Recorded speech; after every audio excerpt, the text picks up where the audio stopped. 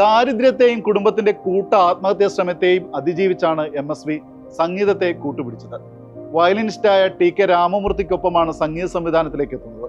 1952 ശിവാജി ഗണേശൻ നായകനായ പണം എന്ന ചിത്രത്തിലൂടെയായിരുന്നു തുടക്കം.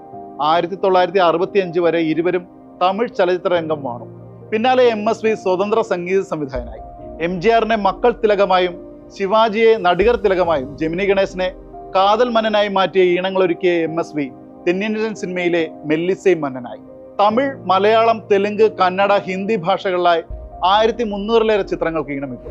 എങ്കെ തേടുവൻ മുതൽ പാലും പഴവും, രാജാവിൻ പാർവേ, പോനാൽ പോകട്ടും പോട, അടി എന്നടി റാക്കമ്മ തുടങ്ങി എങ്കേയും എപ്പോതും, പൊന്മകൾ വന്താൽ, മൈ നെയിം ഈസ് ബില്ലയും ഒക്കെ MSVയുടെ സംഗീതത്തിൽ പിറന്നു.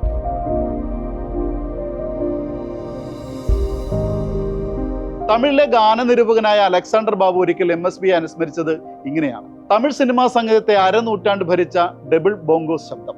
അതായത് അരനൂറ്റാണ്ടിനിടെ തമിഴിൽ പിറന്ന സൂപ്പർ ഹിറ്റ് പാട്ടുകളുടെ എല്ലാം കോർ റിതം ഇൻസ്ട്രുമെന്റ് ഡബിൾ ബോങ്കോസ് ആയിരുന്നു. അതിനൊപ്പം പിറന്ന പാട്ടുകൾ, പ്രത്യേകിച്ച് മെലഡികൾ, കാലാതിവർത്തിയാണ്. അതിനൊരു പേര് MSV. Beauty lies in simplicity എന്ന് സിനിമാ സംഗീതത്തെ പഠിപ്പിച്ച സംഗീതജ്ഞൻ. ഒന്നിനാലും പകരം വയ്ക്കാനാകാത്ത സംഗീതം. ആ സംഗീത മാന്ത്രികത ഹൃദയങ്ങൾ തൊട്ടു.